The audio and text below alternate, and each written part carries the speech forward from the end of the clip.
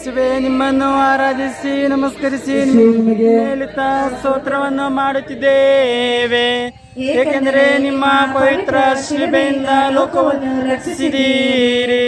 ಆಗ ಪಿಲಾತನು ಪುನಃ, ಹಾಗಾದರೆ ಯೆಹೂದರ ಅರಸನೆಂದು ನೀವು ಕರೆಯುವ ಈತನನ್ನು ನಾನೇನು ಮಾಡಲಿ ಎಂದು ಜನರನ್ನು ಕೇಳಿದನು.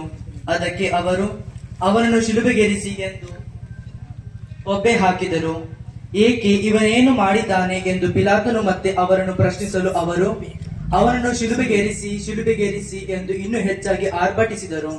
ಪಿಲಾತನು ಜನ ಸಮೂಹವನ್ನು ಮೆಚ್ಚಿಸುವ ಸಲುವಾಗಿ ಬರೋಬ್ಬನನ್ನು ಬಿಡುಗಡೆ ಮಾಡಿ ಯೇಸುವನ್ನು ಕೊರಡೆಗಳಿಂದ ಹೊಡೆಸಿ ಶಿಲುಬೆಗೇರಿಸುವುದಕ್ಕೆ ಒಪ್ಪಿಸಿಬಿಟ್ಟನು. ನಿರಪರಾಧಿಯಾಗಿದ್ದರೂ ಪಿಲಾತನ ಮುಂದೆ ಅಪರಾಧಿಯಂತೆ ನಿಲ್ಲಿಸಲ್ಪಟ್ಟಿರುವ ಸ್ವಾಮಿ ಯೇಸುವೆ, ನಿಮ್ಮನ್ನು ನಾವು ಆರಾಧಿಸುತ್ತೇವೆ. ಲೆಕ್ಕವಿಲ್ಲದ ನಮ್ಮ ಪಾಪಗಳಿಂದ ಇಂದಿಗೂ ನಾವು ನಿಮಗೆ ಗುರುದ್ರೋಹ ಮಾಡಿ ಅಪಹಾಸ್ಯ ಮಾಡಿ ಅನ್ಯಾಯದಿಂದ ಮರಣದಂಡನೆ ವಿಧಿಸುತ್ತಿದ್ದೇವೆ. ನಮ್ಮನ್ನು ಕ್ಷಮಿಸಿರಿ ಯೇಸುವೆ.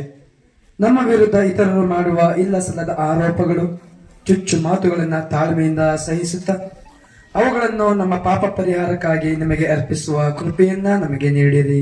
ಪರಲೋಕದಲ್ಲಿರುವ ನಮ್ಮ ತಂದೆಯೇ, ನಿಮ್ಮ ನಾಮಕ್ಕೆ ಸ್ತೋತ್ರವಾಗಲಿ. ನಿಮ್ಮ ರಾಜ್ಯ ಬರಲಿ. ನಿಮ್ಮ ಚಿತ್ತ ಪರಲೋಕದಲ್ಲಿ ನೆರವೇರುವ ಪ್ರಕಾರ ಭೂಲೋಕದಲ್ಲಿಯೂ ನೆರವೇರಲಿ. ನಮ್ಮ ಅನುದಿನದ ಆಹಾರವನ್ನು ಇಂದು ನಮಗೆ ಕೊಡಿರಿ.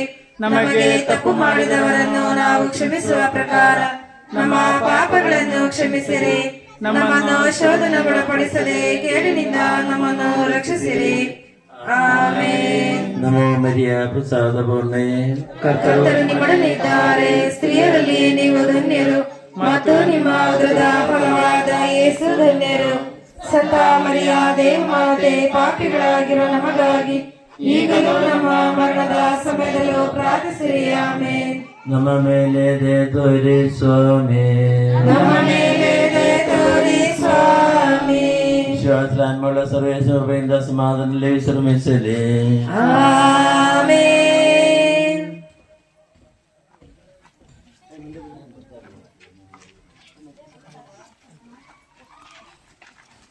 ಭಾರವದ ಶಿಲುಬೆಯನ್ನು ಯೆಹೂದ್ಯರು ನಿಮಗೆ ಹೊರಿಸಿದರು.